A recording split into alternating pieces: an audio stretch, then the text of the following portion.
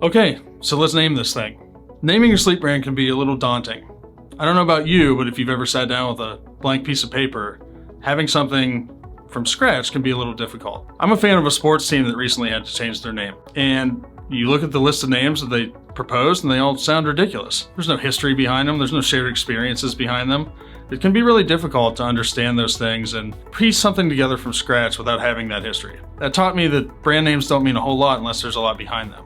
Luckily for you guys, you've already focused on a mission and a vision, your why you're doing these things.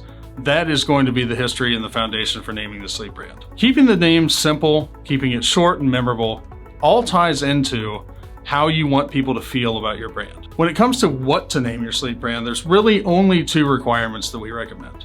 The first one, which is the most important requirement, is have sleep in the name. When you did your competitive research and you searched for sleep apnea treatment and testing near you, you likely noticed that 90% of the results that came back had sleep in the name.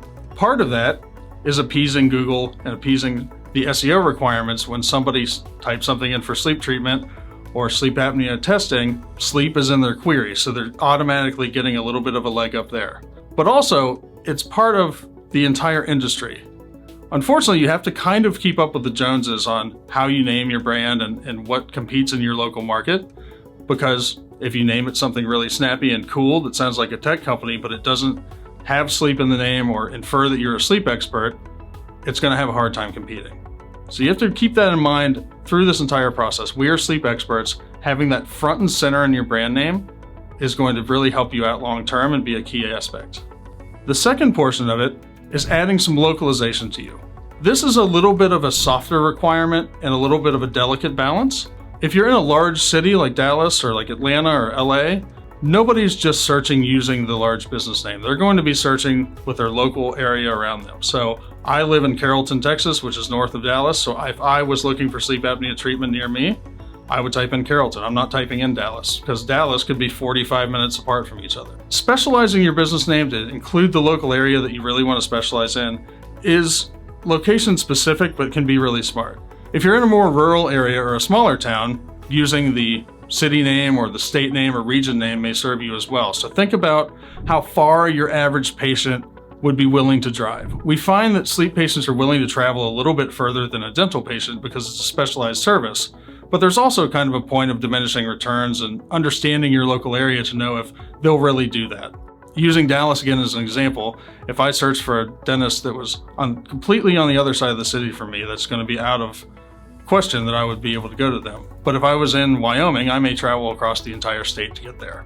Another piece to adding localization to your name is kind of getting a vision for your long-term business goal. We did some benchmarking back at the beginning of the branding. If your business goal is to open up regional locations, multiple locations in the city, or expand your reach outside of your local community, you'll want to keep that in mind if you add localization to your business name, because it may at some point be too small for the size of your business. You don't want to outgrow your brand name and have to go through a rebrand and all of that if that happens. So this requirement is something that is really about knowing your market, knowing your area, and kind of a feel thing. So once you've got your brand name with sleep in it and maybe some localization to it, it's all about how you want the brand to feel.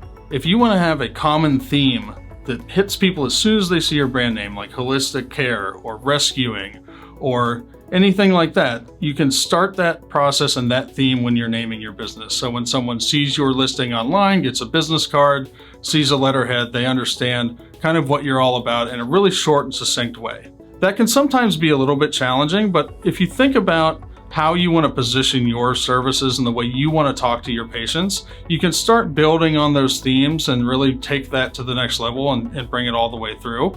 And so take that personality, take some of your mission and vision statement, and really think about if someone is treated by you, what that theme needs to be all the way through, and you can build that into your brand.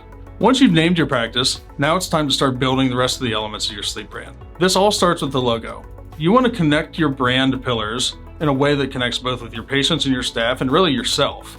If you are creating a brand that you don't believe in and don't like the look and feel of, it's going to be hard to get other people to like it as well, and patients will end up feeling that when they come in through the door. So connecting that brand with yourself first is going to start that process. So really, when you're doing your competitive research and looking around the marketplace, whether it's sleep related or not, think about the kinds of things that connect with you already. Do you like simple things? Do you like complex things, luxurious looking?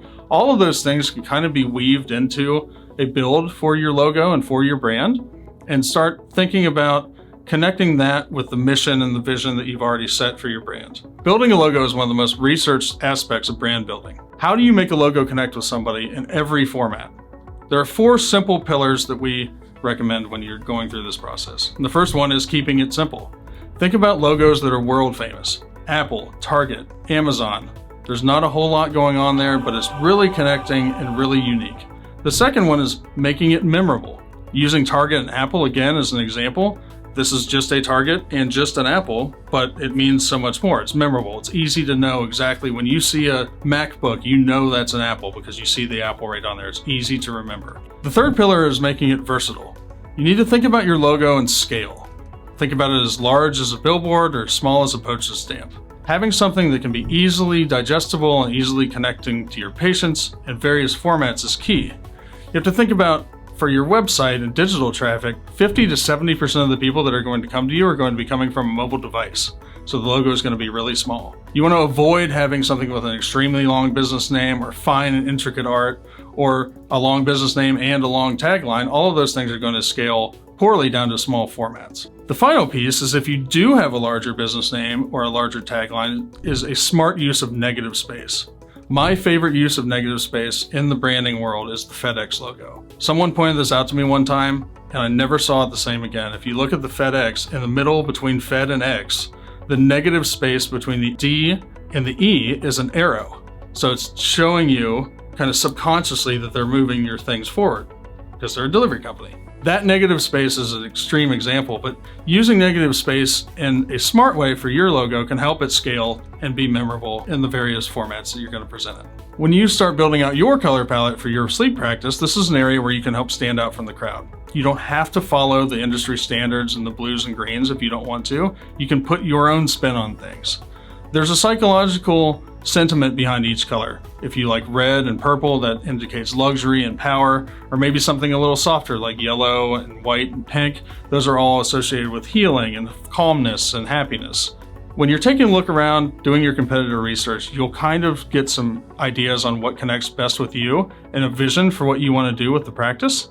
And there are a ton of tools out there available for free that you can take a color that you like and build a palette out.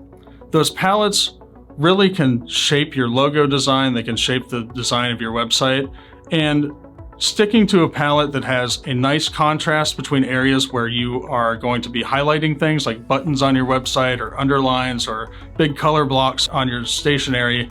Having that contrast, there are tools out there that can help you build that, or folks like us that can help you get there. There are 4 main types of fonts that you can put on your website. I mentioned newspaper font a second ago. That is a serif font. This font is timeless and classic, and often is compared with luxury. You think about New York Times or Rolex, that uses a serif font. On the other side of that is a sans serif font. That's something that's a little bit more sleek and modern. It uses straight lines instead of any sort of decoration. Netflix, Facebook, a lot of software companies use this for a more modern feel. The third type is a script. And a script is kind of just what it sounds like. It's a calligraphy-based font. It looks like someone wrote it. This font style plays better for short brand names and short sentiments because longer script style fonts make it difficult to read. But this can add a level of luxury and class to your brand that maybe you wouldn't get otherwise. The fourth style is called a display font. A display font is something that is completely unique to your business. Think about the Disney font or Lego. That's not a font that you can get onto your computer and use. That was hand built for those brands, and something that can really set you apart if you want to take that leap into doing some custom art for your brand. When you're putting this typography on the website, there's a couple of main considerations. You can do what's called mixed media or standardized media. Mixed media means you use one font style for the heading and the important comments on your website, and then use a different font style for the body. Often what we'll do is we'll use a New York Times style font for the headings, and then a more sleek Netflix style font for the body or vice versa. It gives a nice viewpoint for the reader that's not completely standardized. For others, we do standardized fonts, completely the same thing, a very unified message that can be effective as well. It's really a taste decision. Once you've finalized on a font style that connects with you, you want to think about how that plays with your brand name and how it will play with your logo. Are you going to be adding the brand name as part of your logo, as part of the words that are associated with the art, or is the art going to stand alone and then the logo only sit on the website itself? Those kinds of design decisions all play together to build that cohesive brand. And so when you're mapping out the look and feel for your brand, kind of think about it on a business card, think about it on a billboard, and obviously think about it on a website and think, hey, I want it to feel this way. I like having the full business name there. I don't like having the full business name there. There's no wrong answer when you're building this out, but there are the standards that you need to meet to make sure that it is accessible, it's simple enough to remember, and it's something that will scale. And so keep all those things in mind when you're building these out, and voila, you'll have a perfect brand name.